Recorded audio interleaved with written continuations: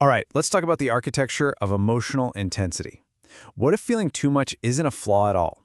What if it's actually a sign of a really unique kind of mind? So, let me ask you something, and I have a feeling this might hit close to home for a lot of you. Have you ever been told you're too emotional? Or maybe too sensitive? Yeah, it's a label that gets thrown around, and let's be honest, it never really feels like a compliment, does it? But here's the thing.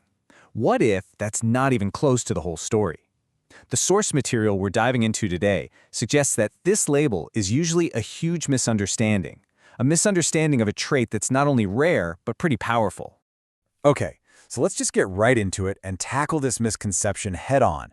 This idea that having intense emotions is some kind of problem, it's everywhere. It's so deeply ingrained in how we talk about feelings. But we're about to see why that entire narrative is just, well, wrong. Check this out. Here's a really fascinating connection our source makes.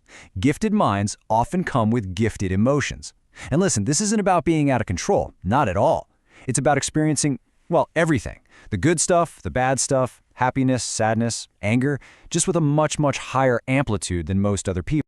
So, if this is a feature of a gifted mind, you're probably wondering, okay, how rare are we talking here?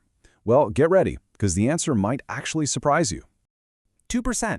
That's it. Just 2% of the population. According to the research, this incredibly profound way of experiencing the world, it's only found in this tiny fraction of people. And we're not just talking about some personality quirk. No way. We're talking about a fundamental structural difference in the brain. The technical term for this is hyper-responsive brain wiring. I know it sounds a little complex, but the idea behind it is actually pretty simple. It just means a brain that's wired to operate on a deeper, more multidimensional frequency. A great way to think about it is like you're moving through the world in high def, right? It's not just about feeling more intensely, it's about perceiving and processing so much more information from every single experience. Okay, so that's the science. But what does this hyper-responsive wiring actually feel like? Day to day, how does it go from being this abstract idea about brain structure to your actual lived experience? Well, it's kind of like this powerful chain reaction. So it starts with that really intense emotional response. And this is the critical part. It doesn't stop there. That first feeling, it just kicks off this whole cascade of deeper cognitive processing. We're talking more analysis, connecting ideas that other people might not see, and the result, it's this incredibly rich, multidimensional experience of reality. And that brings us to what might be the single most important point of this entire explainer, the big takeaway. This intense emotional reactivity, it is not a flaw. It's not something that needs to be fixed. It's not something you should try to suppress.